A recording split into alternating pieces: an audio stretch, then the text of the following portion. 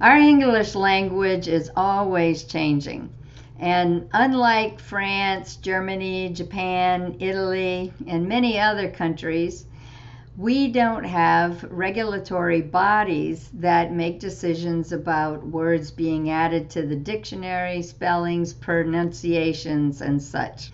In the US, it's more of a free-for-all. We have no grammar or spelling police, even though sometimes I wish we did. We have style guides, like the Chicago Manual of Style, used by creative writers, the Associated Press style book used by journalists, and other style guides used by academics. These guides provide the standard for what is accurate and preferred. But as more and more people start doing something in a certain way, it eventually becomes accepted as a new rule.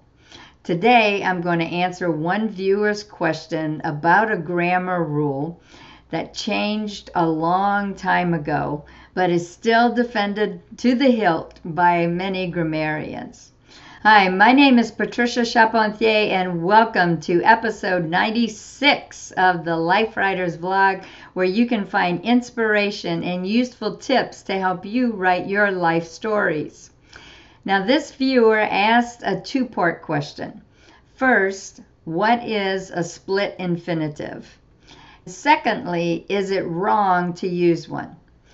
I think I need to back up a little bit and explain these terms just in case you've been out of high school for a bit. An infinitive is a verb form that's created when you use to, the word to, T-O, followed by a base verb. When you write, you use infinitives all the time. You may just not have recognized them as infinitives. For example, I want to go to the movies. I want to go to the movies. To go is the infinitive in that example. I need to tell Sally I can't meet her for dinner tonight. I need to tell Sally I can't meet her for dinner tonight. To tell is the infinitive there. A split infinitive is when the to is separated from the base verb by one or more other words. For example, the business expects to more than triple its earnings this year. The business expects to more than triple its earnings this year. In this example, more than is splitting the infinitive of to triple. The Chicago Manual of Style says from about 1850 to 1925, many grammarians deemed split infinitives as an abomination to good grammar. Well, the abomination part is my addition, but it was a strongly held belief that lasted well beyond 1925. I remember being taught that split infinitives were wrong in the 60s and 70s. And many editors today will still edit out split infinitives. Some of the grammar checkers, like Grammarly, won't flag split infinitives as incorrect if your writing type is set to casual rather than formal. But the belief that split infinitives are incorrect and should be eliminated persists. I remember being called out several times by older class members for the split infinitive in my motto. The only way to do this wrong is to not do it at all. In it, I have a split infinitive, to not do. They insisted it should be not to do it at all. Well, I let them have their due and kept my motto just like I originally wrote it. The only way to do this wrong is to not do it at all.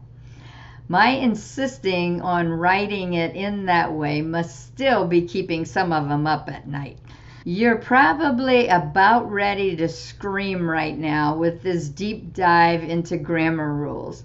I talked about the split infinitive issue first to answer the viewer's question, but also, secondly, to tell you if an editor or a critique group ever says it's wrong to split an infinitive, just smile, nod your head, and remember you know better.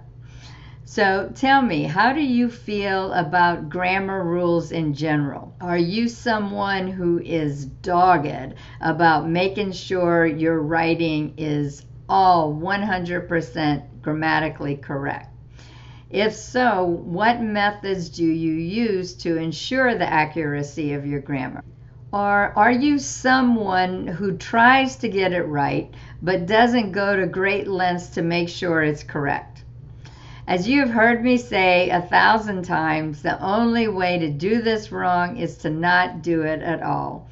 I hope you do put some effort into making your stories grammatically correct, but I'd rather you write and include a few grammatical errors than not to write at all. Until next time, everybody, happy writing. Don't miss the next episode. Sign up to be notified of future posts and upcoming events. Use the buttons below to share this episode on social media or with a friend who might like it. If you enjoyed this week's episode, you will love our Life Writers membership.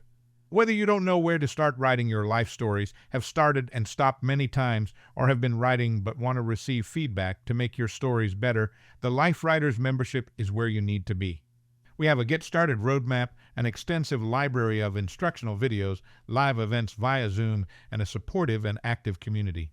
If you want to take the stories that live in your heart and mind and put them into words on the page, check out Life Writers at lifewriters.us.